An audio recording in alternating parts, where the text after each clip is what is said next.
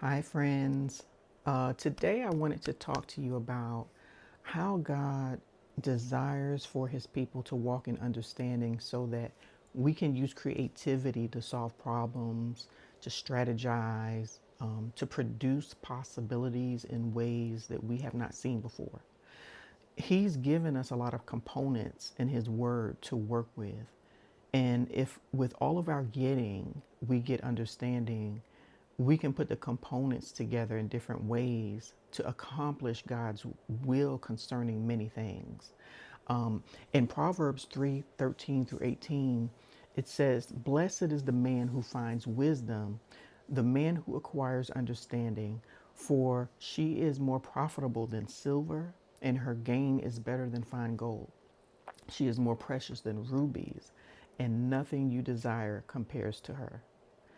Many times we look for a formula or a step by step instruction on praying, fasting, healing, delivering, and even just believing.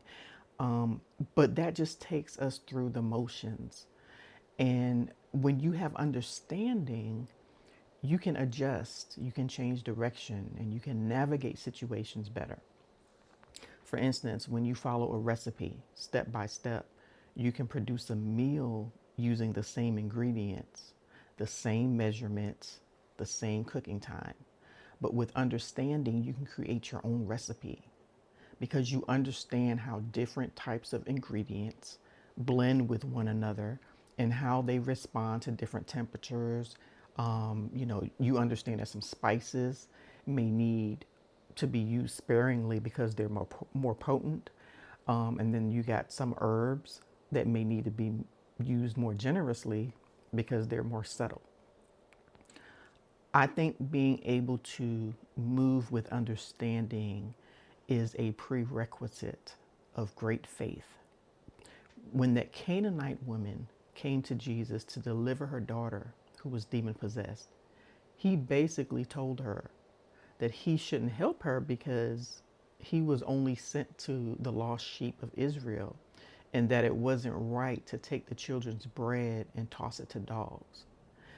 Even though Jesus said no, she did not take no for an answer because she believed that he was the one who could deliver her child. And she utilized basic understanding to reason why he should reconsider her request. She said, "Yes, Lord, but even the dogs eat the crumbs that fall from the master's table." What truth was that? That was so truthful. And how could he deny that? So Jesus said, "Woman, you have great faith.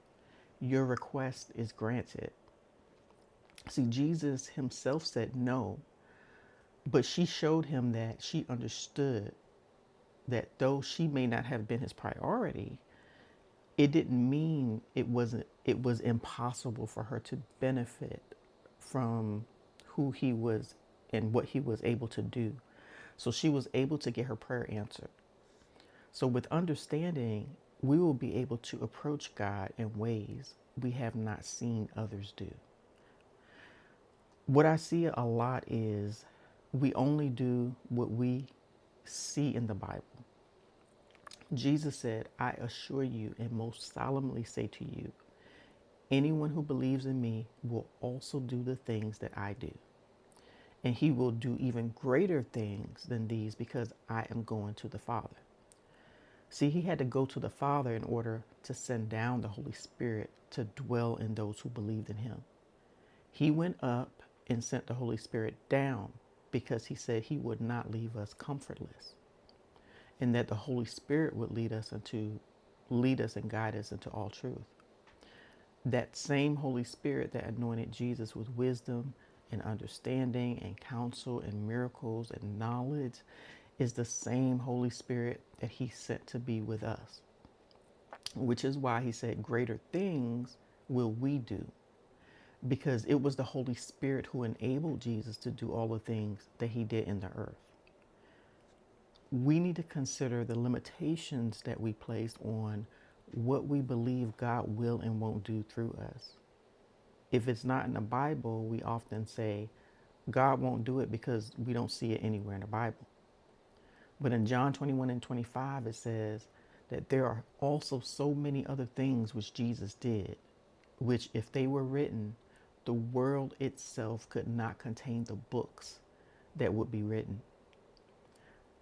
I believe that if we applied wisdom and understanding to not just the acts that we see in Scripture, but in God's ways, His will, His character, we'll be able to support the expressions of God that we witness that are not written descriptively word for word. So this is what I want to share that is coming and that is already here. God's sons and daughters will manifest a level of creativity by way of the Holy Spirit who dwells in us that is different from what has been considered normal in the modern day church. This is going to make those who have become comfortable in their traditions and restrictive mindsets uncomfortable and agitated. They'll not be able to discern if it's God because it doesn't align with the patterns that they're accustomed to. So some will feel disrespected, or they will feel that those expressions are disrespectful to what they know. And some will not know how to judge because they're not mature in understanding. They're mature in tradition, but not in wisdom and understanding. So there'll be a resistance to the sons and daughters who manifest this creativity. This is important because the Holy Spirit is doing a new thing through you. And this new thing is required because the world needs it. I know you have experienced the shift, and there are many changes happening around us now. So infrastructures that we once depended on are being dismantled and torn down. God is putting new things in its place. And one way He's doing this is by using His vessels in the earth, who are you and me, to manifest His solutions, strategies, and His ideas. And He's going to direct us to do things that may not make sense to many, but our obedience will bring the provision needed in this time.